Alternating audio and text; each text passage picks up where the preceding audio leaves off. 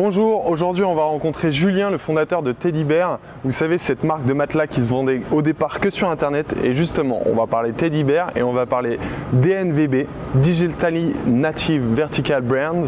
Justement, toutes ces marques qui éliminent tout intermédiaire, qui fabriquent et qui vendent sur internet. Et justement, leur évolution sur le futur du retail ou pas. Allez, on y va.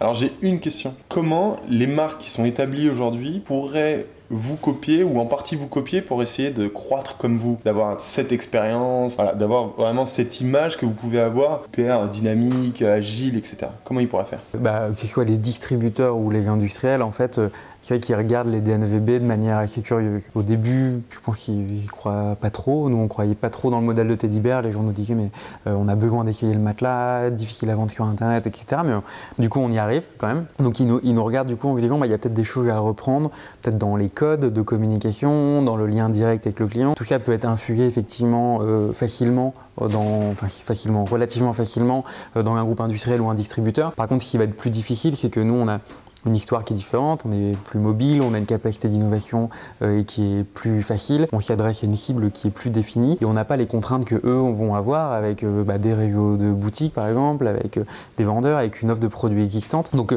nous, sur nos niches, on va quand même rester beaucoup plus efficace, beaucoup plus véloce. Je pense que nous, on peut les inspirer dans les codes et leur manière de parler aux clients et ça va difficilement aller plus loin pour l'instant. Donc le modèle, il n'est pas duplicable chez eux, quoi. Certaines choses peuvent être reprises, mais par exemple, un vendeur de matelas, il va avoir un fabricant de matelas, il va avoir une très large gamme de produits et lui, son vrai savoir-faire, sa force, c'est d'être capable de faire de la vente du upsell, de la vente croisée. C'est vraiment un autre savoir-faire que celui que nous on a, qui est d'offrir un choix très restreint et du coup de massifier la prod sur un produit. Donc finalement, vous êtes concurrents, mais vous n'êtes pas sur les mêmes marchés, quoi. En fait, on est en train de créer effectivement des sous-marchés, un nouveau marché. On n'augmente pas le nombre de matelas vendus chaque année, donc et peut-être qu'on va aller en fait plus le prendre à des gens qui ont cassé un peu les coûts du matelas, qui ont peut-être dégradé la valeur perçue de ces produits. Donc nous, on a plus le sentiment qu'on est en train de recréer un peu de valeur sur ce marché, attirer les gens vers des plus beaux produits, mieux fabriqués, peuvent se rassurer sur le fait qu'on tire un peu le marché vers le haut en termes de qualité de produits et que ça doit servir les gens qui font des bons produits et qui arrivent bien à les vendre.